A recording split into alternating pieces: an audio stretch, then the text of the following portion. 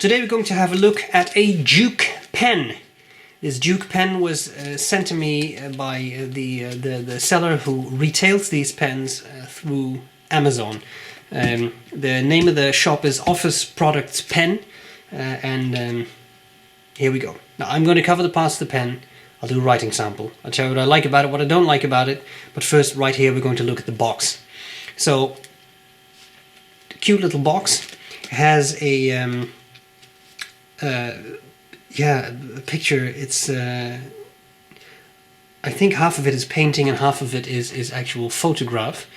It says Duke a lot of times, and Duke, of course, is one of the Chinese brands. Okay, the box. Here we have it. Opens up.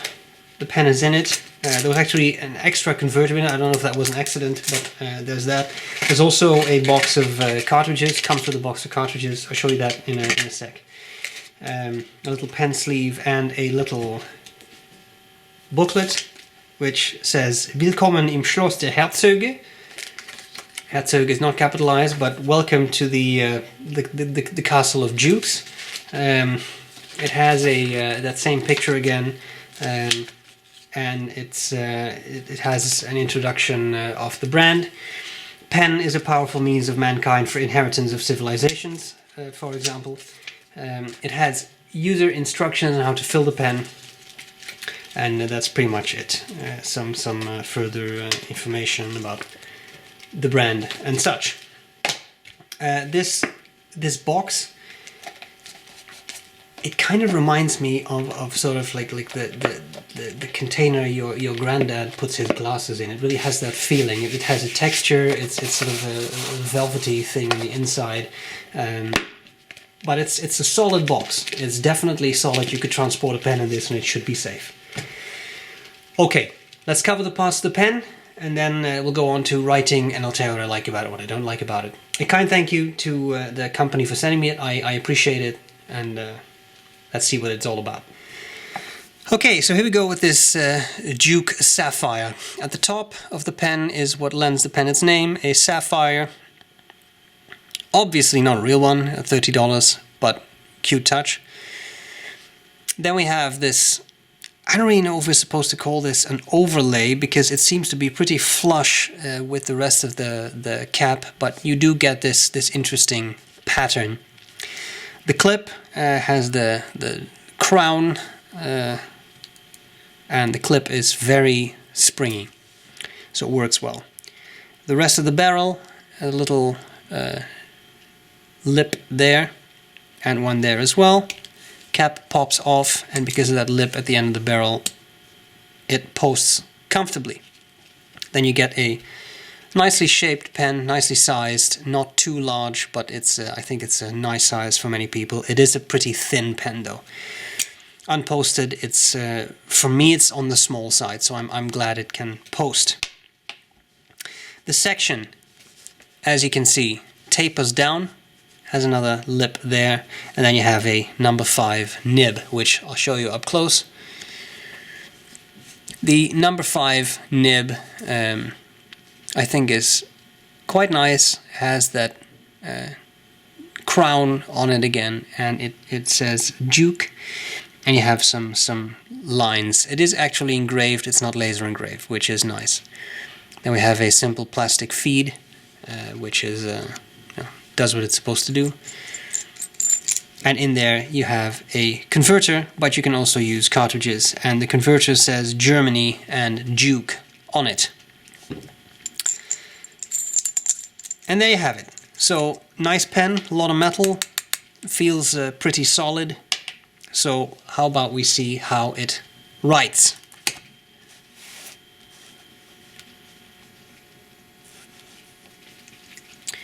Okay, so we have the Duke, Sapphire, sorry.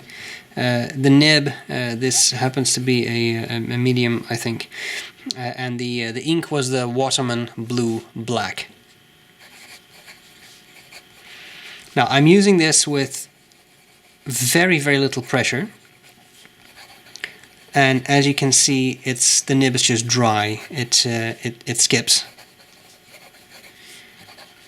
and you notice that because once you exert some more pressure, it works fine. So I don't think it's over polished in this case. I think it's just a matter of the nib slit's a bit too tight.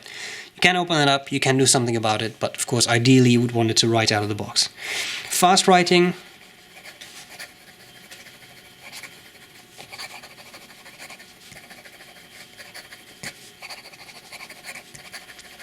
And you see that there's a lot of skipping behavior. So that's definitely not optimal. Wetness, as I just said, it's a fairly dry writer. And you see that there too. Okay, line variation. Very careful, apply some pressure, and you see that you will get some variation out of it, but the nib railroads quickly, and as I said before, it is pretty dry. And you see that there as well. Reverse writing, putting the nib from medium to fine. It is possible, and it will give you a finer writing experience. I mean, finer nib. It's not super scratchy. Some nibs, when you turn them around, get very scratchy. This one does not. So there you have it. Okay. End of the writing sample. And I'm using a bit more pressure, and you see that it does write differently. We need to see what I like about it, what I don't like about it. So let's have a look at that. Okay, so what do I like about the pen? What do I not like about the pen? Well, it's a nice looking pen. I mean, it has some nice things going for it. There's this sort of overlay. I think definitely makes it stand out a bit. You know, there's the tiny little faux sapphire, which is, you know, there's something to it. It's a solid pen, a lot of metal, so it definitely feels like a robust pen, which is great. And the nib is a smooth writer. It's not particularly feedbacky in that regard. It's quite nice. I also appreciate that it actually does say Duke and not just Iridium Point Germany or something. It feels a bit more refined.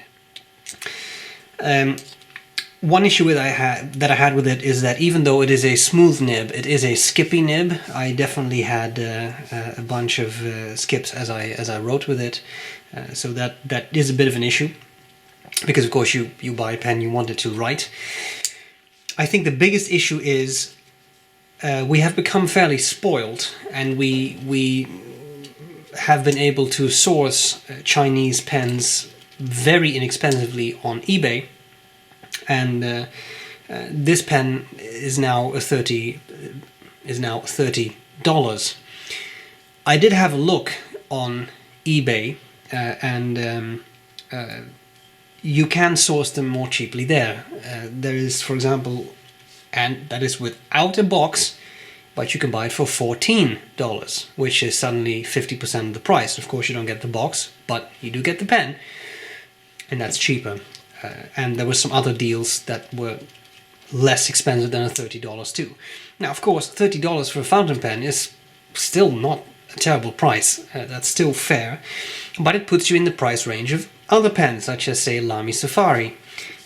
So it's interesting. Now, one thing that is an advantage is that the pen, if you buy through Amazon, officially the order was fulfilled through Amazon. In my case, it wasn't. I got sent this by the company from China. If you have experience with buying pens from China, you may know that it can take a long time, often weeks, for the pens to reach you. And if it's fulfilled by Amazon, if Amazon has a stock and they can ship it to you, then it's entirely likely that you'll get your pen a bit faster. So that is an advantage. If you are impatient, you need something quickly, that is an option, but you'll pay a bit more too. If you don't mind, then I suppose you may as well buy it on eBay for a lower price, but you may have to wait a month, month and a half, 2 months for your pen to show up. Okay, having said all of that, it's a pen. It writes. It's fairly solidly made, so there you have it. I hope this was useful. A kind thank you to the company for sending me the pen. I do appreciate it. I hope this was useful, and I'll gladly see you later. Bye bye. Bye.